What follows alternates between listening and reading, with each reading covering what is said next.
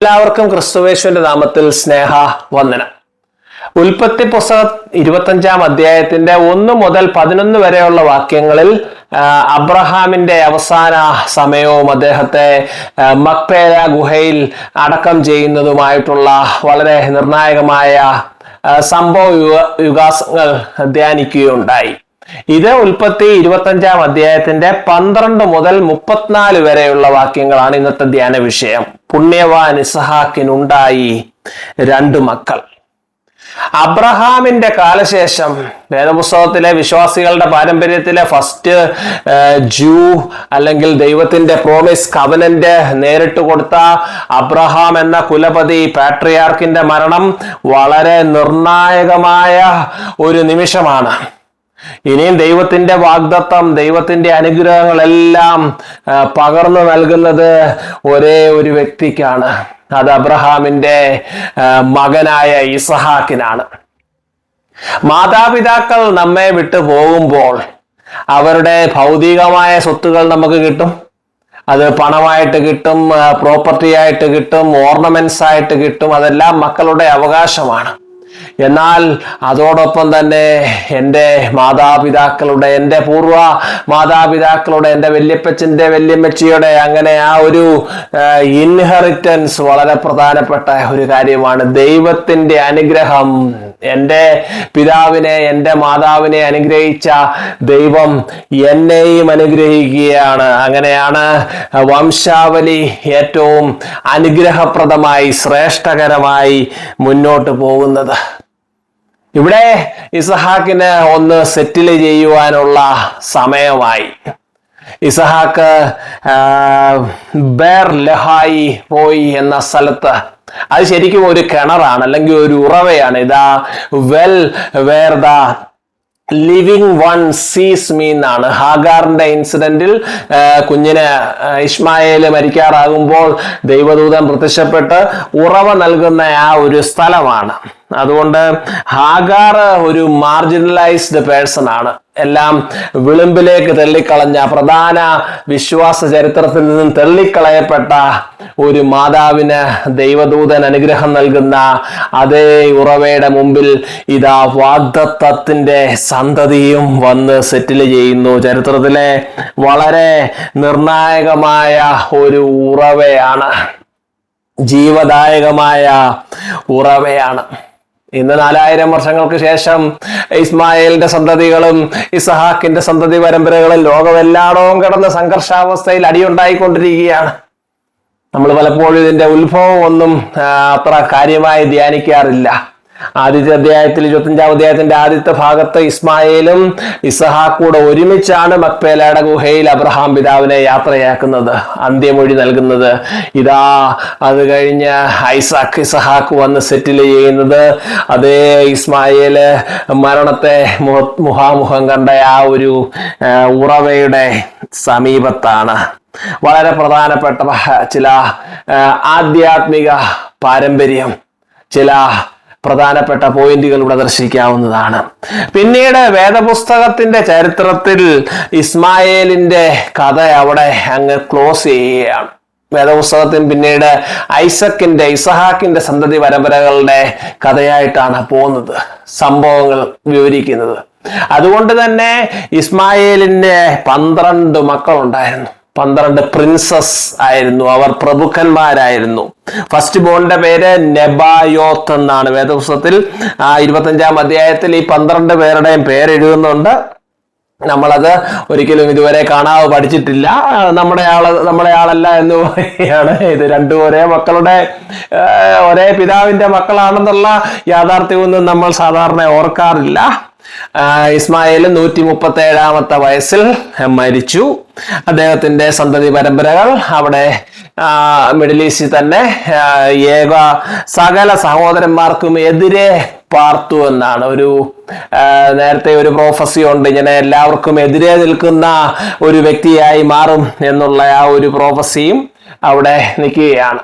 അത് പിന്നീട് ഇസ്മായേലിന്റെ സന്തതി പരമ്പരകൾ പിന്നീട് എങ്ങും പോയി. അറബിയൻ ട്രൈബ്സും പിന്നെ ഇസ്ലാം റിലീജിയന്റെ ആ ഒരു ആൻസിസ്ട്രിയും എല്ലാം ട്രേസ് ചെയ്യുകയാണ്. ഇനി ഐസക്കിന്റെ വംശാവലി കഥ തുടരുകയാണ്. ഇസഹാക്ക് 40-ാമത്തെ വയസ്സിലാണ് റബേക്കായെ വിവാഹം ചെയ്യുന്നത്. റബേക്കായ്ക്ക് അപ്പോൾ ഏകദേശം 20-25 വയസ്സൊക്കെ ഉള്ളായിരുന്നു എന്നാണ് പറയുന്നത്. തേരഹിന്റെ മകനായ അബ്രഹാമിന്റെ ഒരു സഹോദരനായ നാഹോറിനും ഭാര്യയായ മിൽഖായിക്കും ഉണ്ടായ മകനാണ് ബെതുവേൽ എന്ന് പറയുന്നത്. ബെതുവേലിന്റെ മകളാണ് റബേക്ക.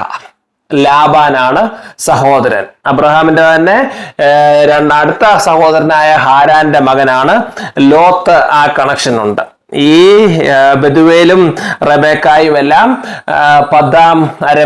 അരാമ്യ ദേശത്തേക്ക് പതുക്കെ മാറി താമസിക്കുകയാണ്. പല പല വംശങ്ങളും ജാതികളും ഒക്കെ ഉത്ഭവിക്കുന്ന ചരിത്രത്തിലെ നിർണായകമായ നിമിഷങ്ങളാണ്. വിവാഹത്തിന് ശേഷം എന്തുകൊണ്ടോ റബേക്ക വാസ് ഓൾസോ ബാരൻ.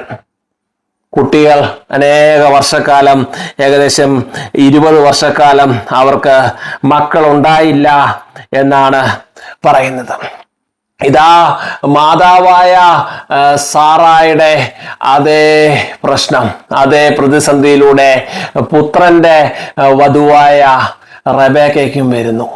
ഇവിടെയും ഇസഹാക്ക് പ്രാർത്ഥിച്ചു എന്നാണ് പറയുന്നത്. ഇസഹാക്ക് പ്രാർത്ഥിച്ചപ്പോൾ ദൈവം മക്കളെ കൊടുക്കുന്ന ഒരു സുന്ദരമായ നിമിഷം. ഇത് വളരെ ഒരു മിസ്ലീഡിങ് ആണ്. പ്രാർത്ഥിക്കുക, ഇപ്പൊ ഇന്നത്തെ കാലത്ത് 2026-ൽ മക്കള് ഉണ്ടാകാൻ ബുദ്ധിമുട്ടോ താമസമോ ഒക്കെ വരുമ്പോൾ പ്രാർത്ഥിക്കും. ഓഫ് കോഴ്സ് പലയിടത്ത് പ്രാർത്ഥിക്കും. എന്നാൽ അതിന് സയന്റിഫിക് മെത്തേഡ്സും ഇന്റർവെൻഷനും അനേക പ്രൊസീജിയേഴ്സും ഉണ്ട്. എന്നാൽ 4000 വർഷങ്ങൾക്ക് മുമ്പ് അങ്ങനെ ശാസ്ത്രത്തിന്റെ വലിയ അത്ഭുതമൊന്നും ഇല്ലായിരുന്നു. അതുകൊണ്ട് ദൈവത്തിന്റെ അത്ഭുതമാണ്.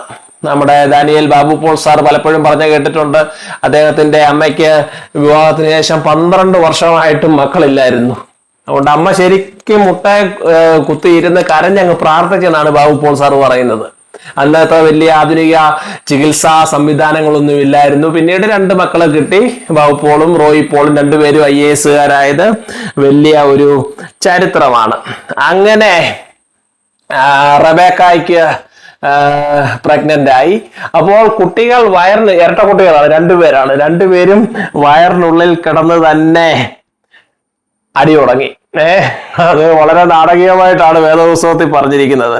അപ്പോൾ ദൈവം പറയുന്നുണ്ട്, ഈ അമ്മയ്ക്ക് അങ്ങ് സങ്കടമായി പോയടാ, വയറ്റിൽ കിടന്ന അടി ഉണ്ടാകുമ്പോൾ ഈ എലിസബത്തും പിന്നീട് മേരിയും വരുമ്പോൾ പിള്ള തന്റെ ഗർഭത്തിൽ തുള്ളി എന്ന് പറഞ്ഞതിന്റെ ഓപ്പോസിറ്റ് ആണ് ഇത്. അത് 2 ഡിസ്റ്റന്റ് റിലേറ്റീവ്സ് അല്ലെങ്കിൽ അടുത്ത ബന്ധുക്കളാകാം.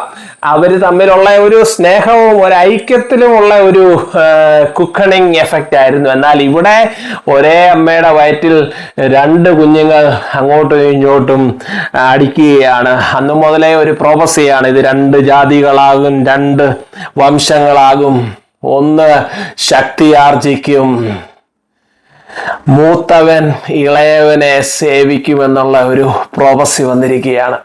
ഒരേ അമ്മയുടെ മക്കളായിട്ട് അവർ പുറത്തേക്ക് വന്നു.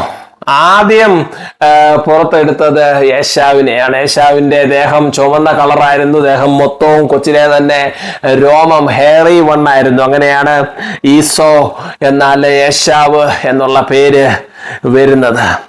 പിന്നീട് ഏദോം എന്നുള്ള പേര്, പായസത്തിന്റെ കഥ വരുമ്പോൾ അവിടെ വന്ന് ഏദോം എന്നുള്ള പേര്, ഏദോം എന്ന് പറഞ്ഞാലും റെഡ് എന്നാണ് അർത്ഥം. അങ്ങനെ ഏദോമൈറ്റ്സ് എന്നുള്ള ഒരു വലിയ വംശം യേശാവിൽ നിന്നങ്ങ് ഉണ്ടാകുകയാണ്. അപ്പുറത്തിതാ യാക്കോബും ജനിക്കുകയാണ്. പുണ്യവാൻ ഇസഹാക്കിനുണ്ടായി 2 മക്കൾ, ഒന്നാമൻ ഏശാവും രണ്ടാമൻ യാക്കോബും. ഇവർ ഇരട്ടക്കുട്ടികളാണെങ്കിൽ പോലും ചില മിനിറ്റുകളുടെയോ മണിക്കൂറുകളുടെയോ വ്യത്യാസത്തിൽ ഈ യാക്കോബ് വരുമ്പോൾ മൂത്ത ആളുടെ കാലിൽ ഇങ്ങനെ പിടിച്ചിട്ടുണ്ടായിരുന്നു. കാലിൽ പിടിക്കും, ഹീൽ ഹോൾഡർ എന്നാണ് പറയുന്നത്. പിന്നീട് സപ്ലാന്റർ, എല്ലാത്തിനെയും കീഴടക്കുന്നവൻ എന്നുള്ള അർത്ഥവും 2 അർത്ഥമാണ് യാക്കോബ് എന്ന ജേക്കബ് എന്ന പേരിന് ഉള്ളത്. അങ്ങനെ 2 മക്കൾ ഉണ്ടായി. വളരെ മനോഹരമാണ്. ഒന്നാമൻ ഏശാവും രണ്ടാമൻ യാക്കോബും. ഏശാവ് വന്യനായി കാട്ടിൽ നടന്നവൻ. ഏശാവ് വന്യനായി കാട്ടിൽ നടന്നവൻ. ഒരു ഫോറസ്റ്റ് ലൈഫ് തന്നെയായിരുന്നു ഏശാവ് തൻ്റെ ജീവിതത്തിൽ അനുവർത്തിച്ചിരുന്നത്. എന്നാൽ യാക്കോബ് സൗമ്യനായി വീട്ടിൽ കഴിഞ്ഞവൻ. പിന്നീട് ഏദോമൈറ്റ്സിന്റെ ചരിത്രം വേറെ ഇസ്രായേലിന്റെ ചരിത്രത്തിന് പാരലായിട്ട് അങ്ങ് പോകുന്നതാണ് നമുക്ക് കാണുവാൻ സാധിക്കുന്നത്. ഏദോമൈറ്റ്സ് ഡെഡ് സീയുടെ സൗത്തിൽ താമസിച്ചിരുന്നു. അവർ ഇസ്രായേൽ, അതായത് ഐസക്കിന്റെ സന്തതി പരമ്പരകളോടെ 12 ഗോത്രങ്ങളോടെ പലതരത്തിലുള്ള ചില ക്ലാഷസ് ഒക്കെ ഉണ്ടായിട്ടുണ്ട്. പിന്നീട് അവര് ഒരു എക്സൈൽ, ബാബിലോൺ എക്സൈലിന്റെ കാലമായപ്പോഴത്തേന് അവര് പലരും ഈ മെയിൻ സ്ട്രീം ജൂയിഷ് ട്രൈബ്സിന്റെ ഒക്കെ ഭാഗമായി. അങ്ങനെ കർത്താവിന്റെ കാലം വരുമ്പോൾ ഹെരോദ് ദ ഗ്രേറ്റ്, ഒരു ഹെരോദിയൻ ഡൈനാസ്റ്റി വരും. അതൊരു ഏദമൈറ്റ് റൂട്ടുള്ള ഒരു ഡൈനാസ്റ്റിയാണ്. അപ്പോൾ ദാവീദിന്റെ കാലത്ത് ഇവരെ ശക്തമായി അടിച്ചമർത്തി, ഇവരെ തോപ്പിച്ചു, ഇവരുടെ മേൽ അധികാരം കൈയാളുകയുണ്ടായി. King David subdued the Edomites, conquered them. അങ്ങനെ മൂത്തവൻ ഇളയവനെ സേവിക്കും എന്നുള്ള ഒരു പ്രോഫസിക്ക് അവിടെ നിവർത്തി വരികയാണ്. വേദോത്സവത്തിലെ പ്രോഫസീസ് ഒക്കെ വളരെ പ്രാർത്ഥനാപൂർവം ധ്യാനിച്ച് വ്യാഖ്യാനിക്കേണ്ടവയാണ്. അപ്പോൾ യേശാവിന്റെയും ഐസക്കിന്റെയും ഒക്കെ ജന്മസമയത്ത്, അതായത് ഇന്നേക്ക് 4000 വർഷങ്ങൾക്ക് മുമ്പ് നടന്ന ഒരു പ്രോഫസി ദൈവം പറഞ്ഞു മൂത്തവൻ ഇളയവനെ സേവിക്കുമെന്ന പ്രോഫസി പിന്നീട് കിങ് ഡേവിഡിന്റെ സമയത്ത്, അതായത് പിന്നീട് 1000 വർഷങ്ങൾക്ക് ശേഷമാണ് അത് നിവൃത്തിയാവുന്നതെന്ന് വ്യാഖ്യാനിക്കപ്പെടുന്നത്. എന്നാൽ വളരെ കൗതുകകരമായ ഒരു കാര്യം എന്ന് പറയുന്നത്, യേശുക്രിസ്തുവിന്റെ കാലം വരുമ്പോൾ കിങ് ഹെരോദ് വരും. ഹെരോദ് വന്ന് ഈ ജ്യൂസിന്റെ മേൽ, യഹൂദന്മാരുടെ മേലുള്ള രാജാവായി മാറുകയാണ്. അത് റോമൻ എംപയറിന്റെ കീഴിലാണെ പോലും യഹൂദന്മാരെ ഭരിക്കുന്ന അതൊരു ഏദമൈറ്റ് ആണ്, ഹെരോദിയൻ ഡൈനാസ്റ്റിയാണ്. അപ്പോൾ അത് തിരിച്ച് ഇളയവൻ മൂത്തവനെ സേവിക്കും എന്നുള്ള അതിനെപ്പറ്റി നമ്മൾ കൂടുതൽ പഠിച്ചിട്ടില്ല, കൂടുതൽ വ്യാഖ്യാനിച്ചിട്ടുമില്ല. നമ്മുടെ സൗകര്യവും ഇഷ്ടവും പ്രകാരം വ്യാഖ്യാനിക്കുകയാണല്ലോ ഇന്നത്തെ ചരിത്രത്തിന്റെ വ്യാഖ്യാനത്തിന്റെ ഏറ്റവും വലിയ പ്രശ്നം എന്ന് പറയുന്നത്. എന്നിട്ട് ഈ കിങ് ഹെരോദ് ദ ഗ്രേറ്റ് ആണ് സോളമന്റെ ടെമ്പിൾ റീബിൽഡ് ചെയ്ത് സെക്കൻഡ് ടെമ്പിൾ എന്നുള്ള ഏറ്റവും മഹത്വകരമായ ഒരു ദേവാലയ നിർമ്മാണം നടത്തുന്നത്. അത് AD 70 ടൈറ്റസ് റോമൻ എംപയർ വന്ന് അത് ഡിമോളിഷ് ചെയ്യും, അടിച്ച് നശിപ്പിച്ച് കളയും. എന്നാൽ ഇപ്പോഴും ആ ജൂതൻ നിന്ന് കരയുന്ന വെയിലിംഗ് വാൾ, വിലാപം, അതില് കിങ് ഹെരോദിന്റെ സമയത്ത് നിർമ്മിച്ചതാണെന്ന് പറയപ്പെടുന്നു. അങ്ങനെ വലിയ ഒരു സന്തതി പരമ്പരകൾ, 2 വംശങ്ങളായി, 2 ജാതികളായി 10, 2000, 3000, 4000 വർഷങ്ങളായിട്ട് ഉള്ള ഒരു പോരാട്ടത്തിന്റെ കഥ ചരിത്രത്തിലെ ഏറ്റവും നിർണായകമായ കാലമാണ്. ഇളയവൻ മൂത്തവന്റെ കുതികാൽ പിടിച്ചിരുന്നു. ഐശയ്യാവൊക്കെ വരുമ്പോൾ ഞാൻ മക്കളെ പോറ്റി വളർത്തി, അവർ എന്നോട് മത്സരിക്കുന്നു. 4000 വർഷങ്ങൾക്ക് ശേഷം ഇന്ന് നമ്മുടെ കുടുംബങ്ങളിലെ സഹോദരങ്ങളുടെ സ്ഥിതി എന്താണ് എന്നതിനോട് ചേർത്തൊന്നും വായിക്കേണ്ട ഏറ്റവും നല്ല ഒരു കാര്യമാണ്. മക്കൾ പരസ്പരം സ്നേഹത്തോടു കൂടിയാണോ അതോ പരസ്പരം കുതികാല് വെട്ടുകയാണോ? അതിന്റെ കൂടുതൽ ഡീറ്റെയിൽസിലേക്ക് ഇന്ന് സമയമില്ലാത്തത് കൊണ്ട് നാം പോകുന്നില്ല. ഇവിടെ ചരിത്രത്തിന്റെ ഒരു വലിയ ഒരു എവല്യൂഷണറി പ്രോസസ്സ് നടക്കുകയാണ്, സൊസൈറ്റൽ അല്ലെങ്കിൽ സോഷ്യൽ എവല്യൂഷൻ. യേശാവ് വേട്ടയിൽ സമർത്ഥനായിരുന്നു, വനസഞ്ചാരിയായിരുന്നു. എന്നാൽ യാക്കോബ് സാധുശീലനും കൂടാര വാസിയുമായിരുന്നു. പിന്നീടാണ് പായസത്തിന്റെ സംഭവം വരുന്നത്. ഏശാവ് പുറത്തൊക്കെ പോയിട്ട് തിരിച്ചു വന്നപ്പോൾ നല്ല ചൂട് പായസവുമായി യാക്കോബ് ഇരിക്കുന്നു. അയ്യോ, വിശന്ന് കണ്ണ് കാണാൻ വയ്യത്തൊക്കെ നമ്മൾ പറയത്തില്ലേ, അതുപോലെ വിശന്ന് വരുന്നവന്റെ മുമ്പിൽ പായസമാണ് ഏറ്റവും പ്രധാനപ്പെട്ട കാര്യം. പായസം തരാമോ? അപ്പവും ഉണ്ടെന്നാണ് പറയുന്നത്. തരാമെന്ന് പറഞ്ഞപ്പോൾ നിന്റെ ജ്യേഷ്ഠാവകാശം എനിക്ക് തരണം.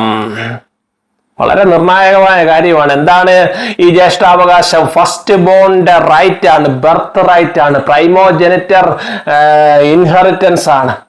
ഇത് ആദ്യജാതനായ മകനാണ്.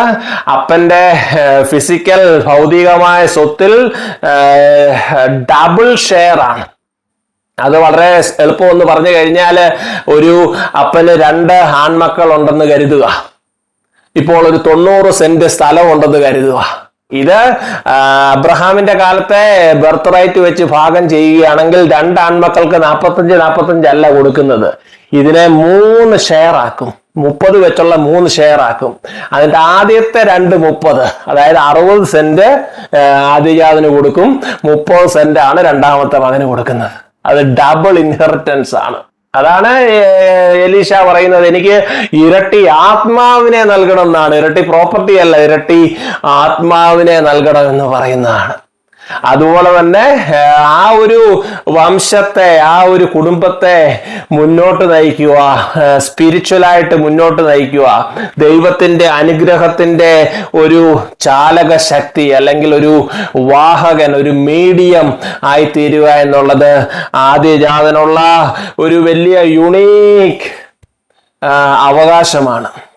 അവിടെ നമ്മൾ ഓർക്കണം, 2 പേരും ട്വിൻസ് ആണ്. ഒരേ അമ്മയുടെ വയറ്റിൽ നിന്ന് ഒരേ സമയം വന്നത്. ഏതാനും നിമിഷങ്ങളുടെ വ്യത്യാസത്തിലാണ് ജ്യേഷ്ഠാവകാശം വരുന്നത്. എന്നാൽ പായസത്തിന്റെ രുചി, ആത്മാവ് ഒരുക്കമുള്ളത് ജഡമോ ബലഹീനമത്രേ. തളർന്ന് ക്ഷീണിച്ചു വന്നപ്പോൾ കാട്ടിൽ വളരുന്നവനാണ്, വന്യമായി ചിന്തിക്കുന്നവനാണ്. അവന് ശരീരത്തിന്റെ ആ ഒരു ക്ഷീണം മാറ്റണം, നാവിന് രുചി പകരണം. അതിനപ്പുറം ചിന്തിക്കുവാൻ ആ ഒരു സഹോദരന് സാധിച്ചില്ല. എന്നാൽ യാക്കോബിനെ സംബന്ധിച്ചിടത്തോളം, യാക്കോബ് കൂടാരവാസിയായിരുന്നു, സൗമ്യശീലനായിരുന്നു. വീടിനുള്ളിൽ, ഭവനത്തിനുള്ളിൽ മാതാപിതാക്കളോടെ വസിക്കുന്ന മകൻ. ജ്യേഷ്ഠാവകാശത്തിന്റെ പ്രാധാന്യം, സ്പിരിച്വൽ ബ്ലെസ്സിങ്ങിന്റെ പ്രാധാന്യം എല്ലാം മാതാപിതാക്കളിൽ നിന്നും പഠിച്ച മകൻ അതൊരവസരമാക്കി എടുത്തു. അതിനകത്ത് ചെറിയൊരു ചതി ഉണ്ടെന്ന് തോന്നാം. എന്നാൽ പോലും ഏശാവിന് ആ ഒരു ജ്യേഷ്ഠാവകാശത്തെ പറ്റി വലിയ വ്യക്തതയില്ലായിരുന്നു, വലിയ ധാരണയില്ലായിരുന്നു. അതുകൊണ്ടാണ് ഒരു നേരത്തെ ബിഷപ്പിന് വേണ്ടി ആ ഒരു ട്രഡീഷണൽ, അബ്രഹാമിക് ട്രഡീഷണൽ ഏറ്റവും വിലയേറിയ ഒരു വരം എന്ന് വേണേ പറയാം, അത് ഒരു നേരത്തെ ഭക്ഷണത്തിന് വേണ്ടി ആ വ്യക്തി കൊടുത്തു എന്നുള്ളത് ചരിത്രത്തിലെ ഒരു ദുരന്തമാണ്. ആ വ്യക്തിയെ സംബന്ധിച്ചിടത്തോളം ജ്യേഷ്ഠാവകാശത്തെ അലക്ഷ്യമാക്കി കളഞ്ഞു എന്നാണ് പറയുന്നത്. വളരെ ദൈർഘ്യമേറിയ ഒരു അധ്യായം ഇവിടെ കഴിയുന്നത്. ഉൽപ്പത്തി പുസ്തകത്തിലെ 25-ാം അധ്യായം വീണ്ടും വീണ്ടും ധ്യാനിക്കണം. അബ്രഹാം പോയി കഴിഞ്ഞ് ഇസ്ഹാക്കിന്റെ വിവാഹം, ഇസ്ഹാക്കിന് 2 മക്കൾ, അങ്ങനെ ചരിത്രത്തിലെ വളരെ നിർണായകമായ ഒരു കാര്യം. പുണ്യവാൻ ഇസ്ഹാക്കിനുണ്ടായി 2 മക്കൾ. ഒന്നാമൻ ഏശാവും, രണ്ടാമൻ യാക്കോബും. ഏശാവ് വന്യനായി കാട്ടിൽ നടന്നവൻ, യാക്കോബ് സൗമ്യനായി വീട്ടിൽ കഴിഞ്ഞവൻ. സൗമ്യനായി വീട്ടിൽ കഴിഞ്ഞവൻ തൻ്റെ നിയോഗം മനസ്സിലാക്കി. കാട്ടിൽ അലഞ്ഞു തിരിഞ്ഞ് നടന്നവൻ തൻ്റെ നിയോഗം അലക്ഷ്യമാക്കി കളഞ്ഞു. അനേക ഉദാഹരണങ്ങൾ, ശിംശോന്റെ തൊട്ട് അനേക ഉദാഹരണങ്ങൾ. വിളിച്ച് വേർതിരിച്ച ദൈവം വാഗ്ദത്തങ്ങളിൽ വിശ്വസ്തനാണെങ്കിലും നമ്മളുടെ ബലഹീനത കാരണം, നമ്മളുടെ അലസത കാരണം അലക്ഷ്യമാക്കി കളയുന്ന എത്രയോ അനുഗ്രഹങ്ങൾ.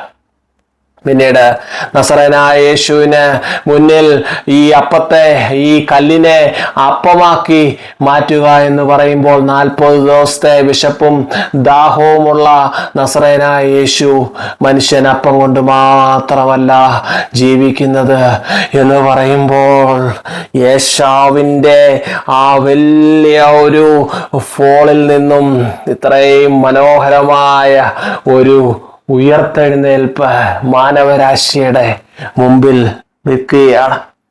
ശലോമോന്റെ ഇടയ സ്ത്രീ പറയുന്നത് പോലെ യെരൂശലേം പുത്രിമാരൻ ചുറ്റും നിന്നു രാപ്പകൽ പ്രിയനോടുള്ള അനുരാഗം കവർന്നിടുകിൽ സുന്ദരനാം മനോഹര നിന്നെ പിരിഞ്ഞി ലോകയാത്ര പ്രാകൃതന്മാർ വാചാരന്മാരെ വാരിക്കുമോ വത്സല. ഈ മണ്ണെ പ്രതി മാണിക്യം വെടിയുകില്ല ഞാൻ. ഈ മണ്ണെ പ്രതി മാണിക്യം വെടിയുകയില്ല ഞാൻ. ആമേൻ.